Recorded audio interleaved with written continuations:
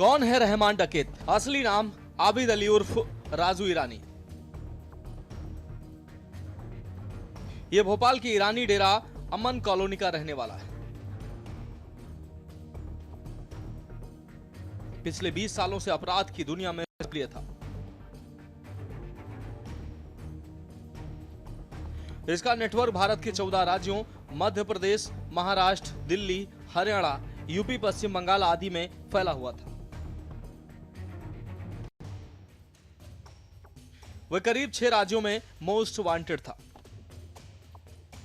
सूरत crime branch को मिली बड़ी सफलता की देश भर में चर्चा हो रही है। दरअसल पुलिस ने भोपाल के कुख्यात अपराधी राजू ईरानी उर्फ आबिद अली उर्फ रहमान डकैत को गिरफ्तार कर लिया है। हम आपको बता दें कि कहानी की शुरुआत एक पुख्ता इनपुट से हुई।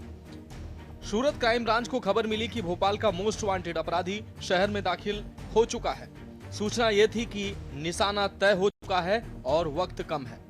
पुलिस इंस्पेक्टर जे गोस्वामी की टीम हरकत में आई और घंटों की निगरानी के बाद जाल कस दिया। जैसे ही सही मौका मिला, रहमान डकैत को धर दबोचा गया। ठगी के नए नए तरीके, नेटवर्क की खासियत थी अलग अलग तरीकों से लोगों को फंसाना। कहीं सीनियर सिटीजन को टारगेट किया जाता तो कहीं खुद को पुलिस या सीबीआई बताकर गहने और कैश ठगे जाते थे। कहीं नकली बैरिकेडिंग लगाकर चेकिंग होती थी तो कहीं जमीन पर अवैध कब्जा। डर और हथियार इस गैंग की पहचान थे, जिनके दम पर वसूली और लूट चलती थी। रहमान डकैत, एक नाम कई पहचान है। जांच में साफ हुआ कि यह कोई साधारण बदमाश नहीं। ये पहचान बदल बदल कर अपराध करने वाला मास्टरमाइंड है।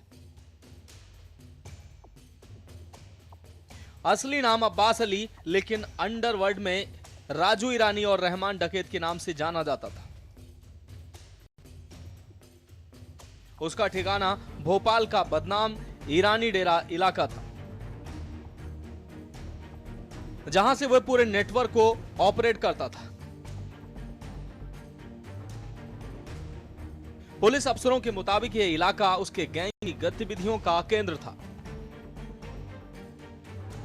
भोपाल से सूरत तक आखिरी दौड़। आपको बता दें कि दिसंबर के आखिरी में भोपाल के ईरानी डेरा में बड़ा कॉम्बिंग ऑपरेशन चला था। 150 से ज्यादा लोगों की जांच हुई, दर्जनों संदिग्ध पकड़े गए, लेकिन राजू ईरानी हाथ से निकल गया था। 150 से ज्यादा लोगों की जांच हुई, दर्जनों संदिग्ध पकड़े गए, लेकिन राजू ईरानी हाथ से निकल गया। महाराष्ट्र और अन्य राज्यों में भटकता हुआ वह सूरत पहुंचा, शायद एक और वारदात के इरादे से। बहरहाल इस बार किस्मत ने साथ नहीं दिया। सूरत क्राइम ब्रांच ने वक्त रहते उसे पकड़ लिया। अब पूछताछ जारी है और देश भर की पुलिस उसकी फाइलें खंगाल रही है। फिल्मी नाम वाला यह असली डकैत आखिरकार सलाखों के पीछे है। 6 गैंग, 14 राज्य और 1 कंट्रोलर। पुलिस से मिली जानकारी के आधार पर आपको बता दें कि राजू ईरानी के नीचे 6 से ज्यादा सक्रिय गैंग काम करते थे। ये गैंग 14 से अधिक राज्यों में फैले हुए थे और हर गैंग का रोल तय था। यानी कहां डकैती होगी, कहां ठगी होगी, किस शहर में कौन सा गैंग जाएगा, सब कुछ ऊपर से तय होता था। यही वजह थी कि पुलिस के लिए यह सिर्फ एक अपराधी नहीं, बल्कि एक चलता फिरता क्राइम कंट्रोल रूम था। हथियारों के साथ घूमना और डर के दम पर वसूली करना इस गैंग की पहचान थी। पुलिस रिकॉर्ड में उसके खिलाफ 10 से ज्यादा गंभीर केस दर्ज हैं। इनमें लूट, डकैती, ठगी, अवैध कब्जा और हथियारों से जुड़े अपराध शामिल हैं।